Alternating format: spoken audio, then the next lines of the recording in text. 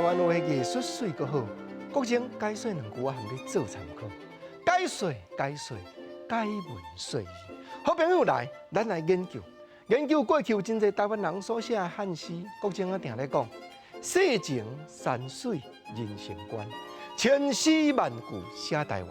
世情的变化，眼内所看到社会变迁的过程，写作诗；家己人生的遭遇、坎坷波折，写作诗。啊，阁有人讲台湾八景、地理的景致，原来写作诗。你像讲日本时代，连雅堂写一部台湾通史，记载伊研究出来过去发生台湾的历史。共迄个时阵，真侪知识分子读到这本册，心内有波浪，有感慨，原来写作诗。中部出名人叫走街仔先赖和先生，台湾新文学运动的头人，伊有写读台湾通史的10首。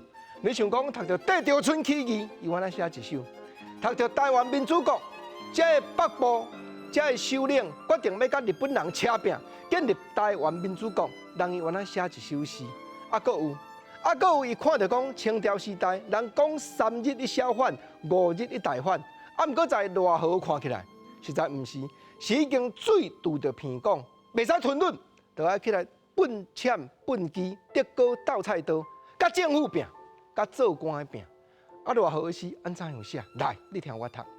南离志气天土生，移道南平多明经。仙阁衣无犹在目，后人见义知心经。南离志气，当然现代已经进展到讲，无论男儿女儿，有志气的人，伊袂忍辱土生，伊袂吞忍，移道南平。到甲讲，真正互你吞袂落去，颔棍生流，人讲拄着啊，连命都甲伊拼，安尼叫做多明经。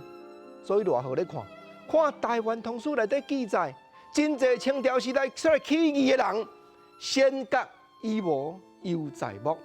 过去这人流落无番呢，流落无番铺在咱的目睭前呢。